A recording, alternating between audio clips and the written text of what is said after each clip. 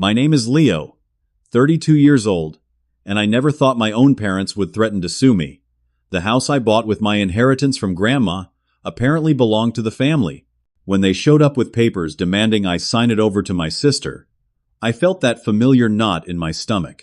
Years of giving in flashed before my eyes as their ultimatum hung in the air. This time was different, though. For once I called a lawyer. Before I continue my story, let me know where you're watching from. If you've ever had to stand up to family, hit that like and subscribe button. The moment I finally found my voice changed everything. I grew up in Millfield, a quiet suburb outside of Boston, where everyone knew everyone else. Our family looked perfect from the outside. My father, Thomas, a successful dentist with his own practice. My mother, Catherine, who ran various charity committees. Me, and my younger sister, Rachel.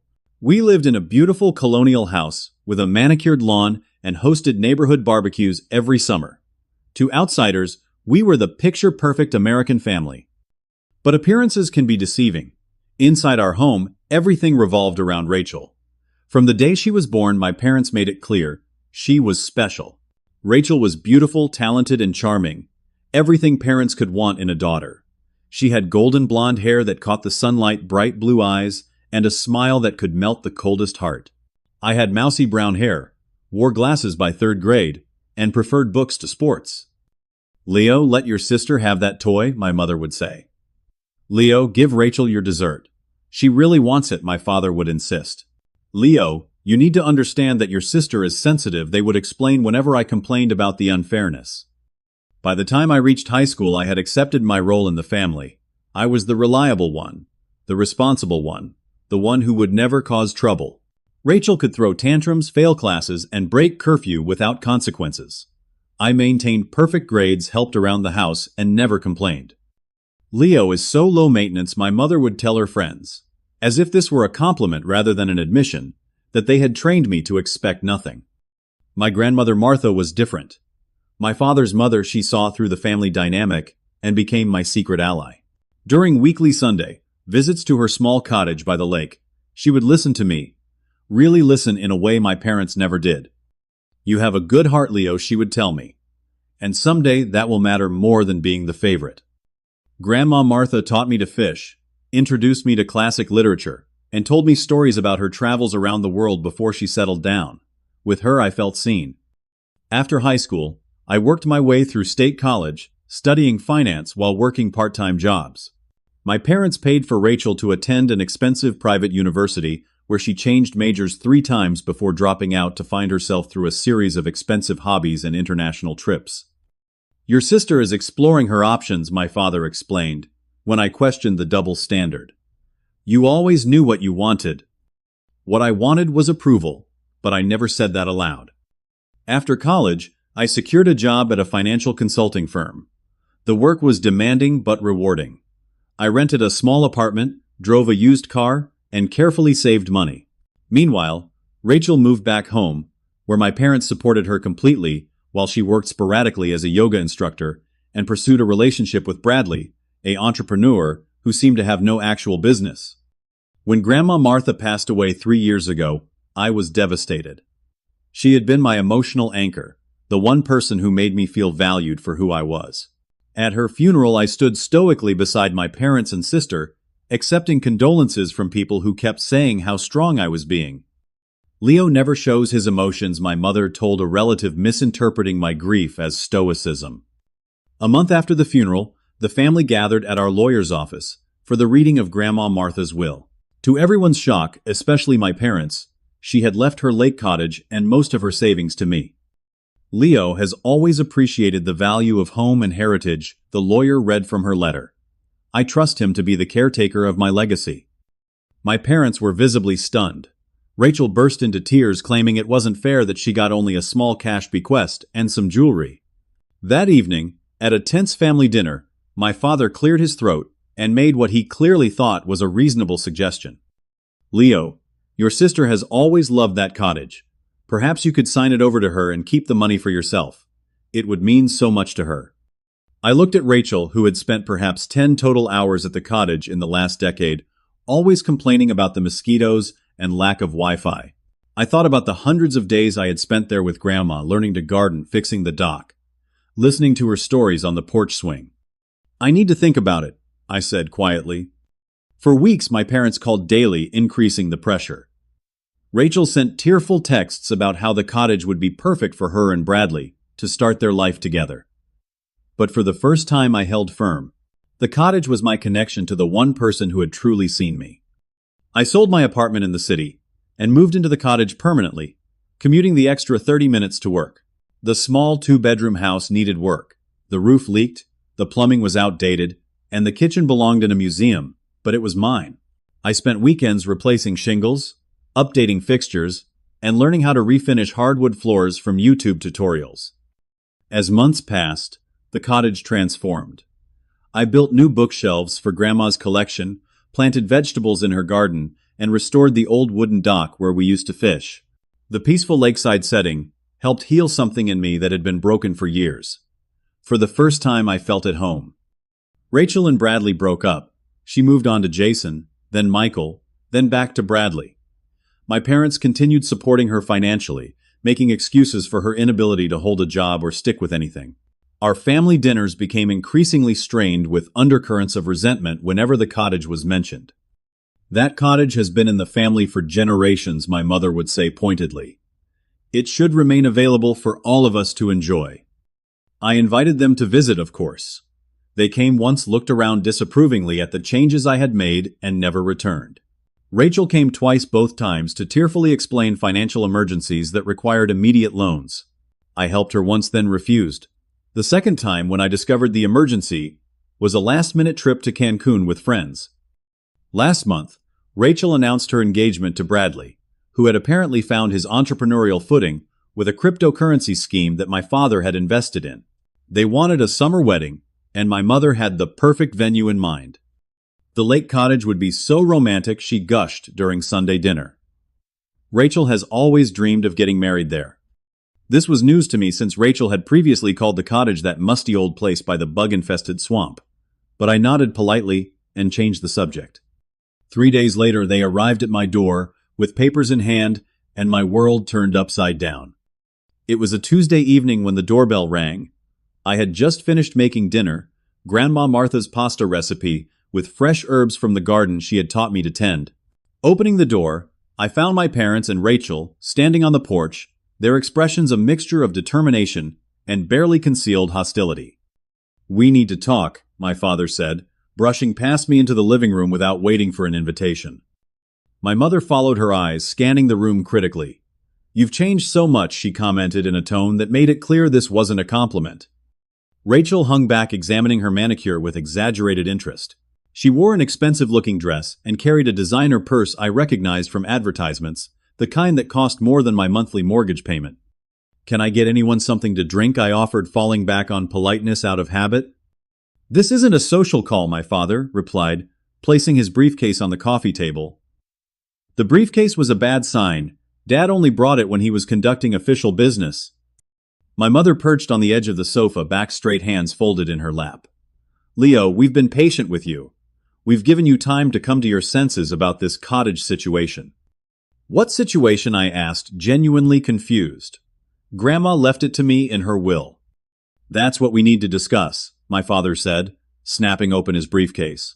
He removed a folder full of papers and laid them on the table. "Your grandmother wasn't in her right mind when she made that will." The accusation hit me like a physical blow. Grandma Martha had been sharp until the very end, doing the New York Times crossword daily and discussing current events with more insight than most people half her age. "That's not true," I said quietly. She knew exactly what she was doing. "You don't understand the legal complexities," my father continued, as if I hadn't spoken. "We've consulted with a lawyer who specializes in contested wills. There's significant precedent for overturning wills made by elderly people when there's evidence of undue influence." I stared at him. "Undue influence from me?" My mother leaned forward. "You spent an unusual amount of time with her in her final years. You were alone with her frequently. It doesn't look good, Leo." The implication was so offensive I could barely process it. They were suggesting I had somehow manipulated my grandmother, the one person who had shown me unconditional love, to leave me her property. This is ridiculous, I said, my voice rising despite my efforts to stay calm. I spent time with Grandma because I loved her, because we enjoyed each other's company. Nevertheless, my father continued, sliding a document toward me. We're prepared to move forward with legal action unless you voluntarily transfer the property to Rachel. Rachel finally spoke up, her voice sugary sweet. It just makes sense, Leo. Bradley and I need a place to start our family. You're single, focused on your career. You don't need all this space. I picked up the document. It was a quitclaim deed already filled out with Rachel's name as the new owner. All it needed was my signature. You're seriously threatening to sue me? I asked, the reality of the situation finally sinking in. Your own son. We prefer to think of it as correcting an injustice, my mother replied smoothly. Rachel was always Martha's favorite. Everyone knows that. This blatant rewriting of history was too much. Grandma Martha had tolerated Rachel's infrequent visits with polite interest at best. She had never criticized my sister to me, but she had certainly never shown any special preference for her. That's simply not true, I said, my hands beginning to shake with anger. And even if it were, Grandma had the right to leave her property to whoever she chose. Sign the papers, Leo, my father said firmly, or we'll take this to court. Think about what that will do to the family. Think about how it will look when people learn how you isolated an elderly woman from her family to secure her assets. I didn't isolate anyone, I protested. You were all welcome to visit any time. You chose not to. Your stubbornness is going to cost this family thousands in legal fees, my mother said, shaking her head sadly. Is that what you want? I looked at the three of them, my father's stern face, my mother's disappointed frown, Rachel's poorly concealed excitement at the prospect of getting the cottage. A lifetime of memories flashed through my mind: birthdays, where my gifts were an afterthought, school achievements that went unacknowledged, needs that were always secondary to Rachel's wants. I need time to consider this, I said, finally placing the unsigned document back on the table. You have 48 hours, my father said, standing up. After that, our lawyer files the paperwork. After they left, I sat alone in Grandma's rocking chair, staring out at the lake she had loved so much. The threatened lawsuit was outrageous. I knew that intellectually. But years of conditioning had left me vulnerable to their manipulation. The familiar guilt began to creep in. Was I being selfish? Would a good son just give in to keep the peace?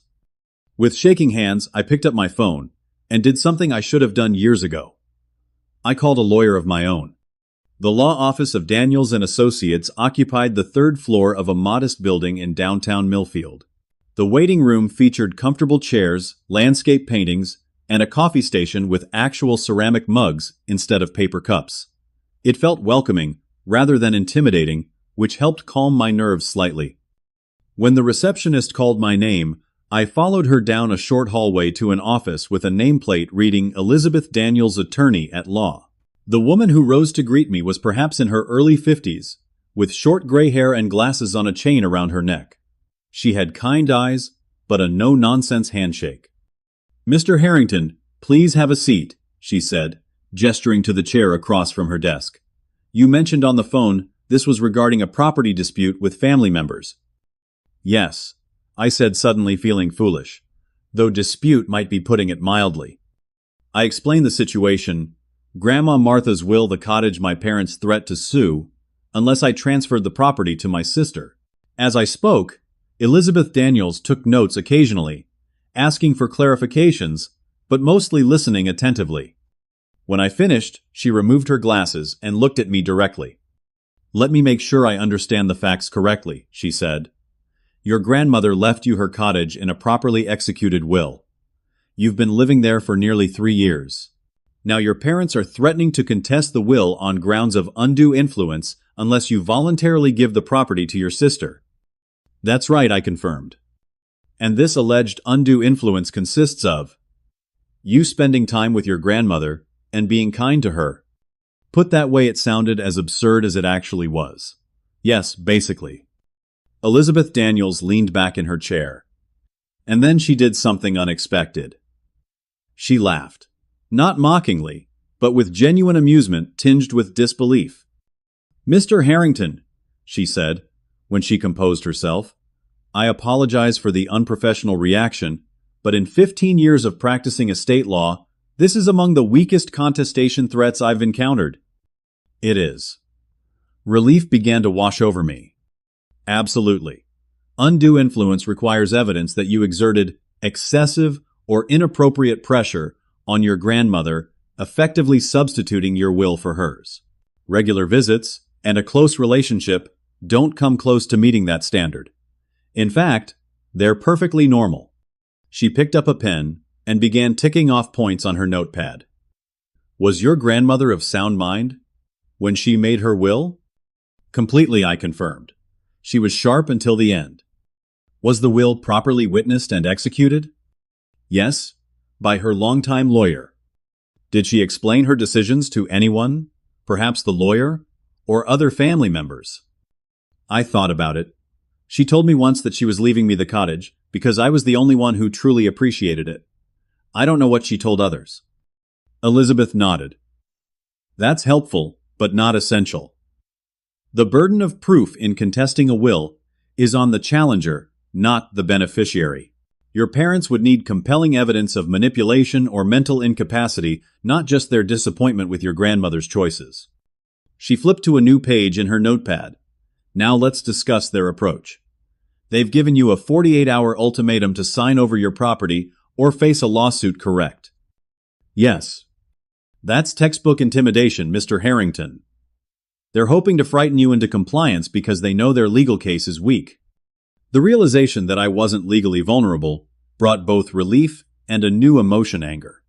For years, I had accepted my parents' version of reality, believing I was somehow less deserving than my sister. Now an objective professional was confirming what part of me had always suspected.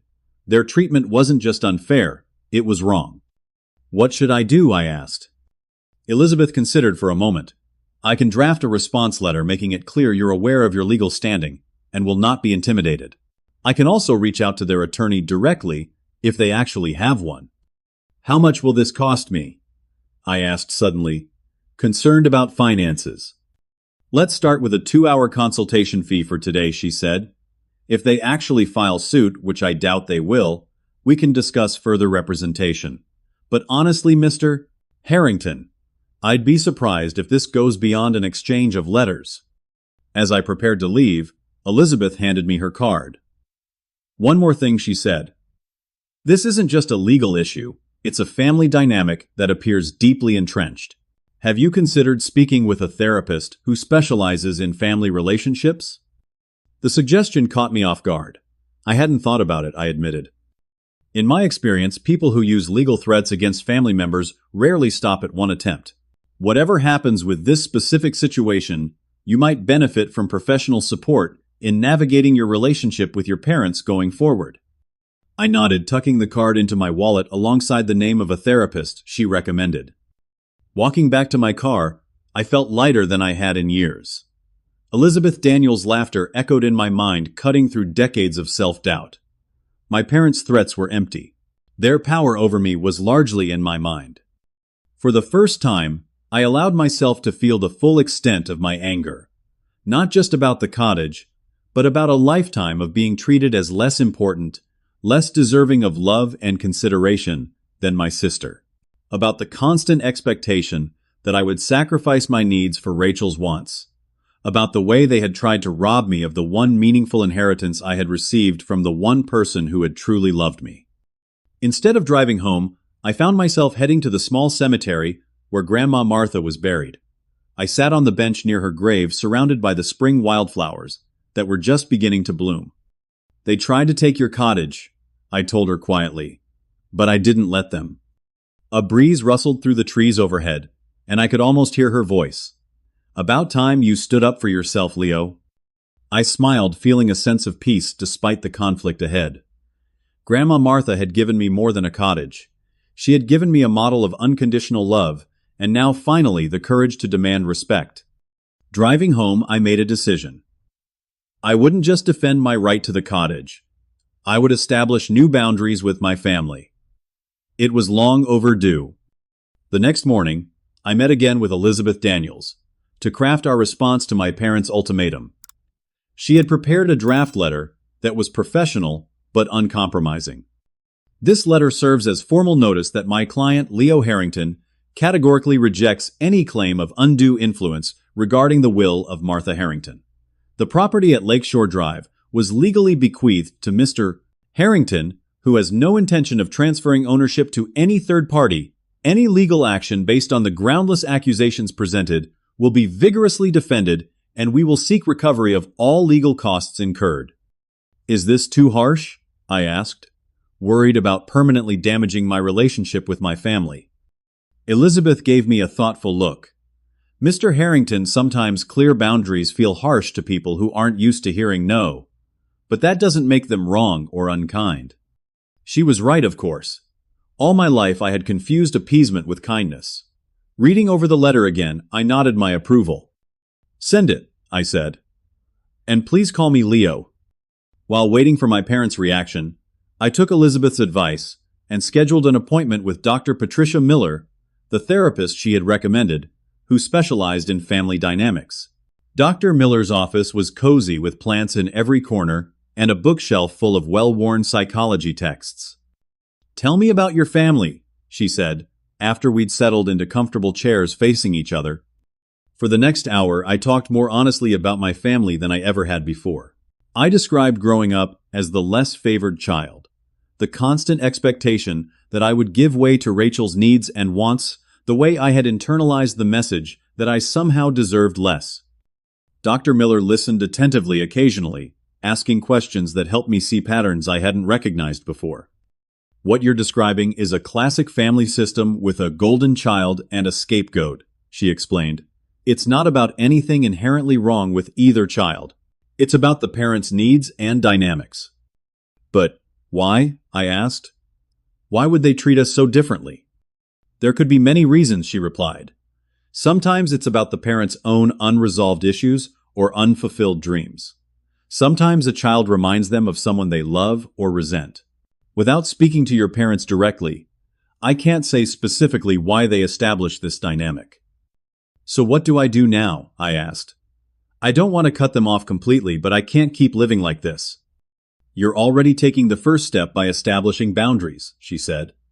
"The next step is to maintain those boundaries consistently, even when it's uncomfortable, and to recognize that you can't control how your parents respond, only how you respond to them." I left the session with homework to write a letter I would never send, expressing all the hurt and anger I had suppressed over the years. The exercise was meant to help me process emotions, without worrying about my parents' reactions.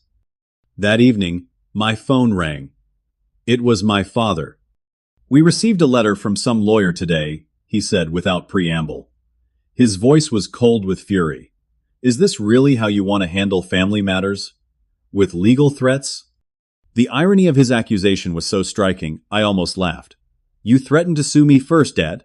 I'm just responding appropriately." "We were trying to resolve this reasonably," he insisted, "for Rachel's benefit.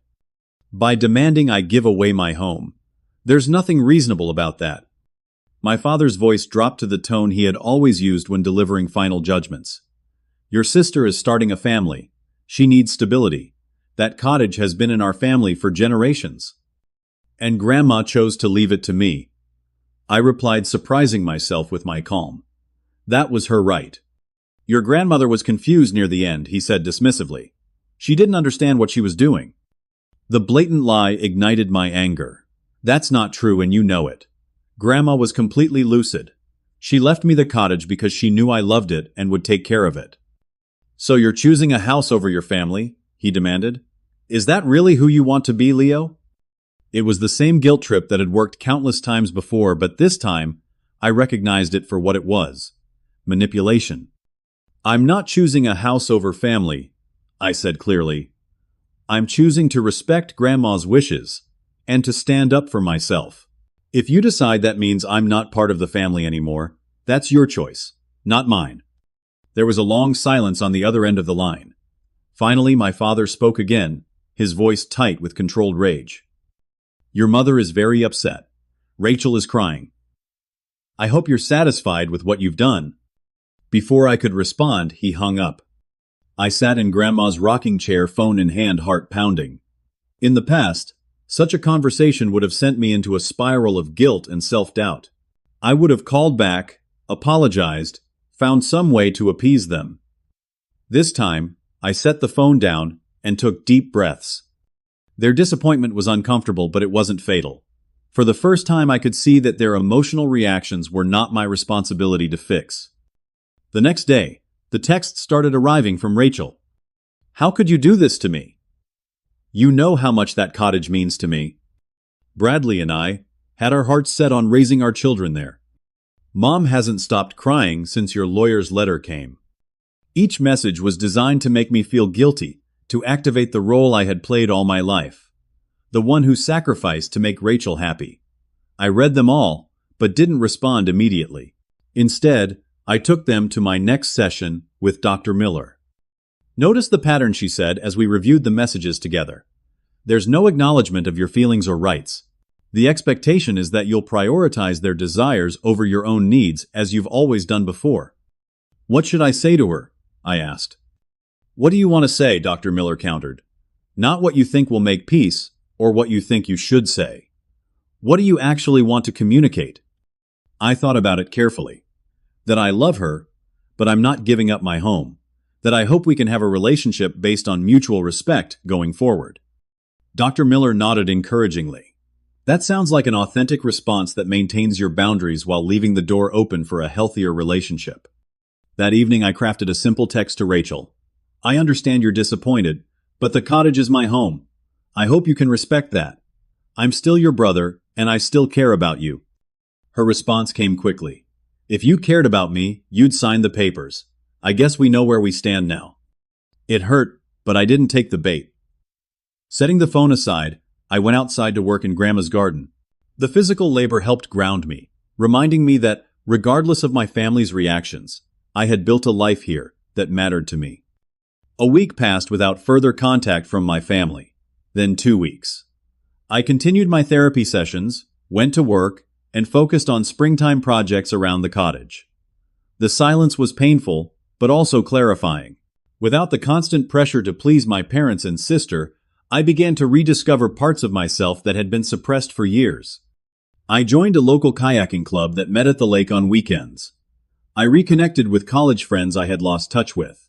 I started taking cooking classes at the community center, learning to make dishes more sophisticated than Grandma's simple but delicious recipes.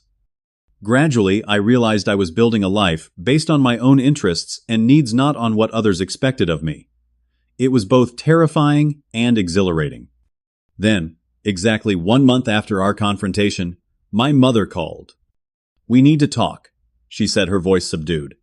"Can we come over tomorrow evening?" I hesitated, then agreed. Whatever they wanted to say, I was stronger now.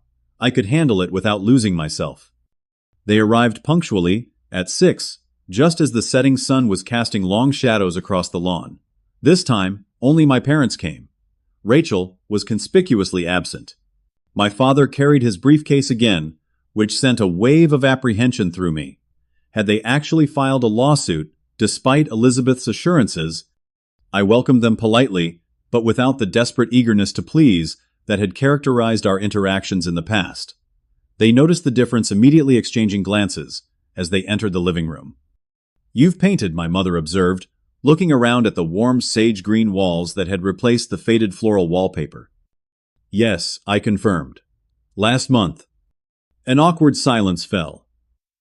In the past, I would have rushed to fill it, asking questions about their lives, or offering refreshments. This time, I waited. My father cleared his throat. "We've come to discuss the cottage situation." "I assumed as much," I replied calmly. "Has something changed?" He placed his briefcase on the coffee table, but didn't open it immediately. Instead, he exchanged another look with my mother, who gave him a slight nod. "We've consulted with several attorneys," he began. "They've reviewed the case and, well, they've advised us that contesting the will would be difficult." I nodded, keeping my expression neutral despite the surge of vindication I felt. "That aligns with what my lawyer told me." However, my father continued, his tone hardening. "There are other legal avenues we could pursue. The cottage was built on land that originally belonged to my grandfather. There could be questions about proper title transfers, through the generations. It was another empty threat, and we all knew it. If there had been any real issue with the property title, it would have come up when Grandma Martha inherited the cottage from her husband, or when I took ownership. Dad, I said quietly, why are we really here? Is this about legal technicalities, or is it about something else? My mother's composure cracked slightly. It's about family, Leo. About doing what's right for everyone, not just yourself. And what about what's right for me? I asked. Have either of you ever considered that? My question hung in the air unanswered. My father opened his briefcase and removed not legal papers but photographs. He spread them on the coffee table, old family pictures from when Rachel and I were children. Look at us, he said, his voice softening. We were happy once. A real family. I looked at the photos, Rachel and me building sandcastles at the beach family Christmas morning's birthday parties with colorful balloons. We were smiling in all of them. I remembered those moments, but I also remembered what the camera didn't capture. The constant comparisons, the different standards, the message that Rachel's happiness always came first. We were a family, I agreed, but not always a healthy one. My mother looked startled. What do you mean by that? It was the opening I had been waiting for. Carefully drawing on what I had learned in therapy, I explained how their treatment had affected me growing up. I described the pain of always feeling secondary, of having my needs consistently overlooked in favor of Rachel's wants. I talked about the cottage as the first thing that had ever been truly mine, not something I had to share or give up. As I spoke, my parents' expressions shifted from defensive to uncomfortable. They had never heard me speak so openly about my feelings before. When I finished, there was a long silence. Finally, my father spoke, his voice uncharacteristically hesitant. We never meant to make you feel less important. We always thought you were the strong one, the one who didn't need as much attention. Everyone needs attention, Dad, I said gently. Everyone needs to feel valued. My mother dabbed at her eyes with a tissue. Rachel was always so demanding, so emotional. You were so easy in comparison. I suppose we took that for granted. It wasn't a full acknowledgement of their behavior, but it was something, perhaps the first step toward understanding. What happens now? My father asked, looking around the cottage that had become the symbol of our family conflict. That depends, I said. I'm not giving up my home, but I'd like to find a way forward that respects everyone's feelings. My mother leaned forward. Rachel's wedding is in 4 months. She had her heart set on having it here by the lake. I considered this. I'd be willing to host her wedding here, I said slowly. Not because I'm giving in, but because I want to be generous on my own terms. But I need something from both of you in return. What's that? My father asked warily. Respect, I said simply. For my boundaries, my choices, and my right to this home. No more threats, no more guilt trips, no more treating me as if my needs don't matter. My parents exchanged glances again, a silent communication passing between them. Then my father extended his hand. We can try, he said, which wasn't quite the unconditional agreement I had hoped for, but was perhaps as much as I could realistically expect for now. We shook hands, and something shifted in the atmosphere. Not a complete healing, but a crack in the wall that had separated us. As they prepared to leave, my mother paused at the door. Your grandmother would be proud of you, she said quietly. She always said you had backbone, even when we couldn't see it. The comment brought unexpected tears to my eyes. Thank you for telling me that. After they left, I sat on the porch swing, watching the moonlight on the lake. The conversation had been difficult, but necessary. For the first time, I had spoken my truth, without backing down, and while my parents hadn't fully acknowledged the patterns of the past, they had at least listened.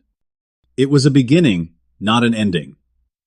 The road ahead would likely have its bumps and detours, but I had found my voice, and I wasn't going to lose it again. The weeks following our conversation brought tentative steps toward a new family dynamic. My mother called twice to check in conversations that were stilted but civil. My father sent an email with information about a tax deduction I might qualify for as a homeowner, his version of an olive branch. Rachel remained silent. Then one Sunday morning, as I was drinking coffee on the dock, watching the mist rise off the lake, a car pulled into my driveway. It was Rachel alone.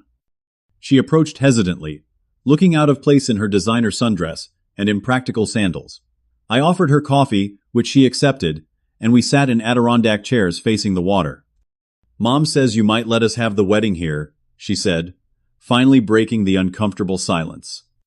"I said I would consider it," I corrected gently. "It depends on a few things." Rachel fidgeted with her engagement ring, a diamond so large it looked almost comical on her slender finger. "Like what?" "Like mutual respect. Clear boundaries about what parts of the cottage you can use and what remains private. And an understanding that this is a one-time event, not the beginning of treating my home as communal family property." She looked surprised at my directness. The old Leo would have simply agreed to whatever she wanted, grateful for her attention. "That seems reasonable," she said slowly, as if testing the word. "Bradley and I were thinking about a marquee on the lawn with the ceremony by the water. We'd need access to the kitchen, and maybe one room inside for the bride's preparations." I nodded. "That sounds workable. I'd want everything in writing, including start and end times, vendor responsibilities, and cleanup arrangements." Rachel stared at me. "You've changed." "I've grown," I corrected her. "There's a difference." She looked out at the lake, uncharacteristically thoughtful. "You really love it here, don't you?" "I do. It's the first place that's ever felt completely mine." Something flashed across her face. Perhaps recognition, perhaps envy. I never had that feeling. Everything was always given to me, but nothing ever really felt like it was mine because I earned it. It was the most self-aware thing I'd ever heard her say. For a moment I glimpsed the person she might have become with different parenting, different expectations. "It's not too late to find something that's yours," I offered. "Something you build or earn yourself." She considered this, then shrugged, the moment of vulnerability passing. "Maybe. For now, I just need to plan this wedding. Bradley's mother is driving me crazy with her suggestions." We spent the next hour discussing wedding logistics. I was firm about my boundaries. No structural changes to the cottage. No overnight guests and my home vendors responsible for complete cleanup. Esmeraldas. But generous about the things that mattered to her, like permission to take photos throughout the property and use of Grandma's antique full-length mirror for her preparations. As Rachel was leaving, she hesitated by her car. "Leo, I'm sorry about before, the lawyers and everything. It was Mom and Dad's idea, not mine." It wasn't a full apology, and it deflected responsibility. But from Rachel, it was unprecedented. "Thank you for saying that," I replied. "See you next weekend. We'll bring the wedding planner to look at the space." I agreed, and as her car disappeared down the driveway, I felt cautiously optimistic. Perhaps this wedding could be a new beginning for all of us. The feeling lasted exactly 5 days. Friday evening, my phone buzzed with a text from my mother. Rachel showed us the wedding plans. Concerning changes to discuss. Family meeting tomorrow, our house 3 p.m. Alarm bells rang in my mind. What changes was she referring to? I had been clear about my boundaries. The next day, I arrived at my parents' house to find not just my immediate family, but also Bradley, his parents, and a sleek, efficient-looking woman who introduced herself as Monica, the wedding planner. "Leo, good of you to join us," my father said. As if I were late, though, I had arrived exactly on time. "We've been reviewing the plans for the cottage wedding." Monica stepped forward with a tablet. "I've created a comprehensive vision board based on Rachel's dream wedding," she explained, swiping through images of elaborate floral arrangements, crystal chandeliers hanging from trees, and what appeared to be a temporary dance floor built over part of the lake. "Wait," I interrupted. "This isn't what Rachel and I discussed. We agreed on a simple marquee on the lawn, not this." Monica looked confused. But Mr. and Mrs. Harrington assured me the property owner was fully on board with all modifications needed to create the perfect venue. I looked at my parents, who avoided my gaze, then at Rachel, who had the grace to look slightly embarrassed.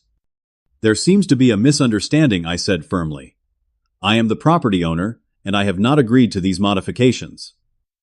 Some of them would cause permanent damage to the landscape and structures." Bradley's mother, a woman with an expression of perpetual displeasure, sniffed audibly. Rachel assured us the lake cottage would be transformed into a proper wedding venue. Bradley's position in the community requires certain standards. It's not a lake cottage, I corrected her. It's my home. And while I'm happy to host the ceremony and reception, I won't allow structural changes or environmental damage. My father cleared his throat.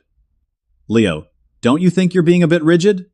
This is your sister's special day. And there it was, the old pattern reasserting itself. Rachel's once trumping my needs, my boundaries dismissed as selfishness. I was clear with Rachel about what I was offering.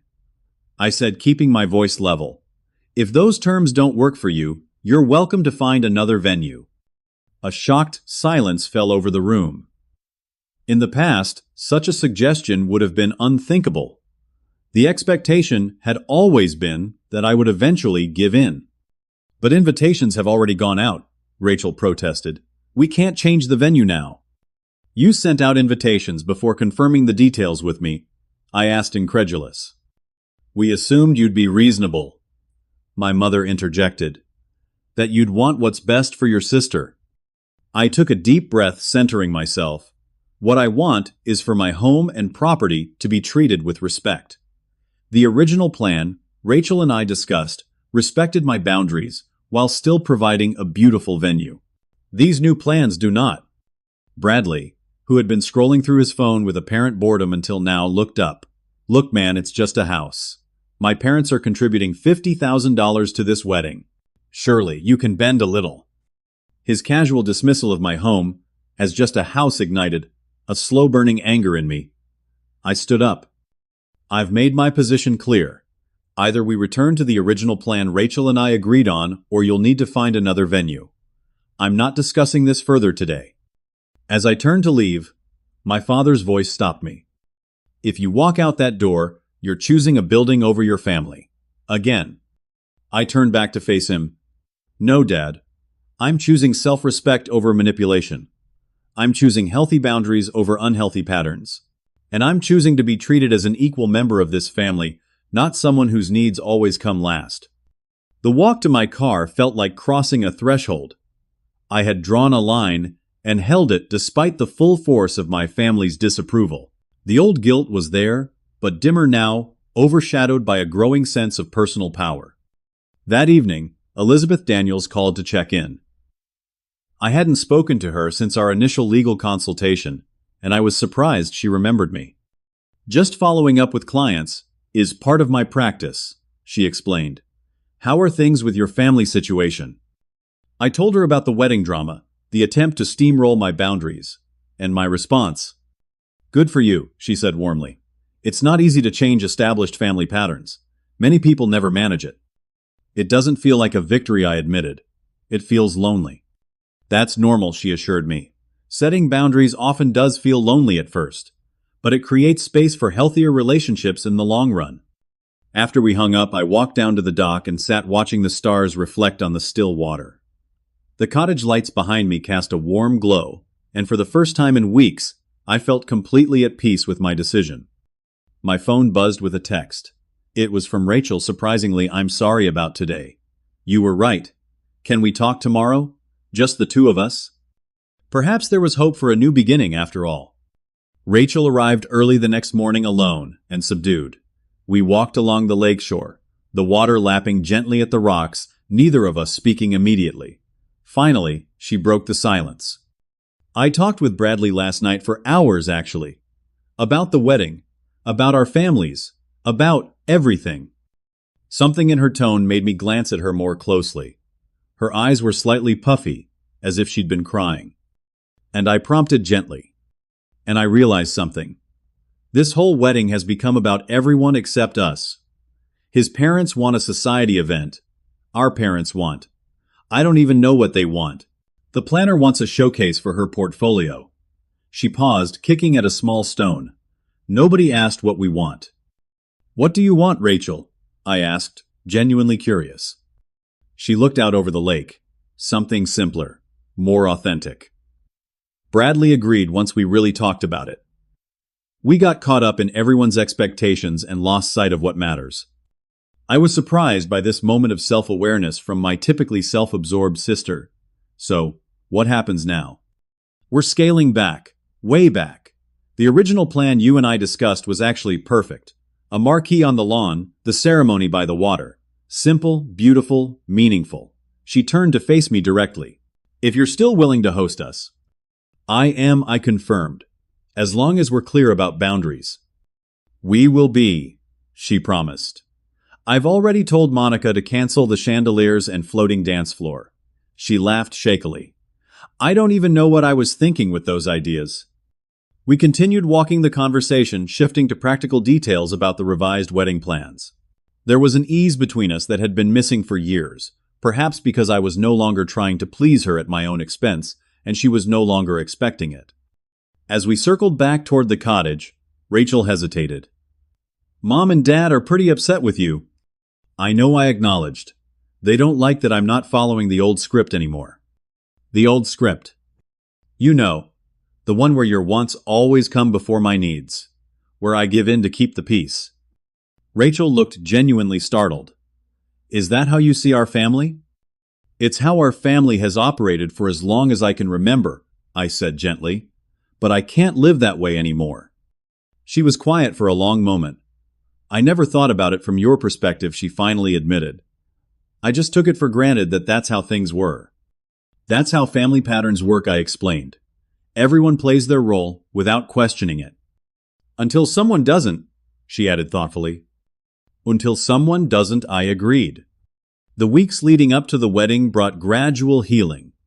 My parents, realizing I wasn't going to back down, began adjusting to the new reality. There were still moments of tension, attempts to revert to old patterns, but I maintained my boundaries firmly but kindly.